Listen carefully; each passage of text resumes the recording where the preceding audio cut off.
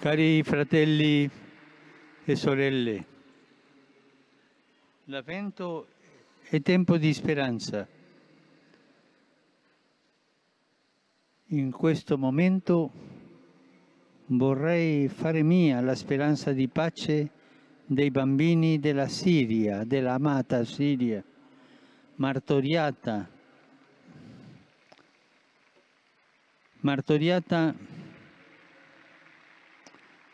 da una guerra che dura ormai da 8 anni. Per questo, aderendo all'iniziativa di aiuto alla Chiesa che soffre, accenderò ora un cero, insieme a tanti bambini che faranno lo stesso, bambini siriani e tanti fedeli del mondo che oggi, in questo momento, accendono le loro candele.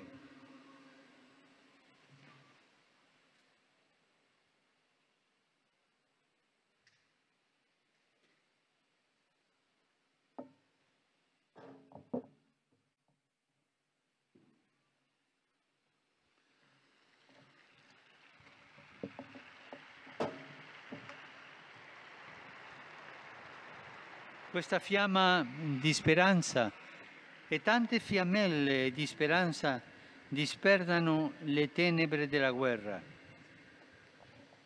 Preghiamo e aiutiamo i cristiani a rimanere in Siria e in Medio Oriente come testimoni di misericordia, di perdono e di riconciliazione.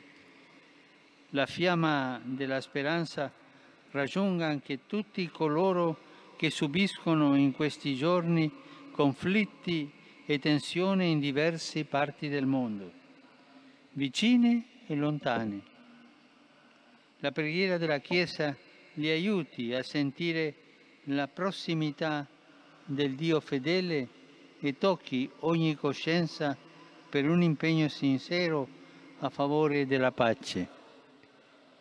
E che Dio nostro Signore perdoni coloro che fanno la guerra, coloro che fanno le armi per distruggersi e converta il loro cuore. Preghiamo per la pace nella amata Siria. Ave o Maria, piena di grazia, il Signore è con te. Tu sei benedetta fra le donne e benedetto il frutto del tuo seno, Gesù.